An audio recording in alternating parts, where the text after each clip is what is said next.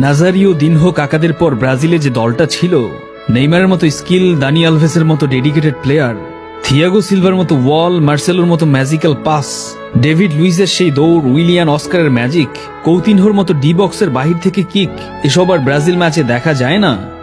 গত কয়েক বছর আগেও ব্রাজিলের জয় নিয়ে টেনশন করা লাগতো না, বরং কয় গোলে জিতবে সেটা নিয়েই ভাবনায় থাকতো দর্শকরা। আবার সেই পুরনো ব্রাজিল কখন যে ফিরবে? 22টি বিশ্বকাপের সবগুলোতেই অংশগ্রহণ করা ব্রাজিলের বিশ্বকাপ খেলা নিয়েই শঙ্কা। এমন পরিস্থিতি তো ইতিহাসেই বিরল। তবে 2002 বিশ্বকাপ আগেও কিন্তু তারকাখচিত ব্রাজিল দলটি খুঁড়িয়ে খুঁড়িয়ে বাছাই পর্ব অতিক্রম করেছিল। সেবার মূল পর্বে কি ঘটেছিল তা আমাদের সবারই জানা। এবারও কি তেমন কিছুর প্রত্যাশাতেই ব্রাজিল সমর্থকরা বুক বাঁধবে? তার উত্তর সময়ই দেবে। যুগের পর যুগ ব্রাজিলে অনেক কিংবদন্তির জন্ম হয়েছে নান্দনিক সাম্বা ফুটবলের কারিগরি দিয়ে, আর গত এক যুগে তার ছিটে ফোটাও দেখা মিলে না। হারিয়ে যেতে বসেছে ব্রাজিলের সেই নান্দনিক ফুটবল।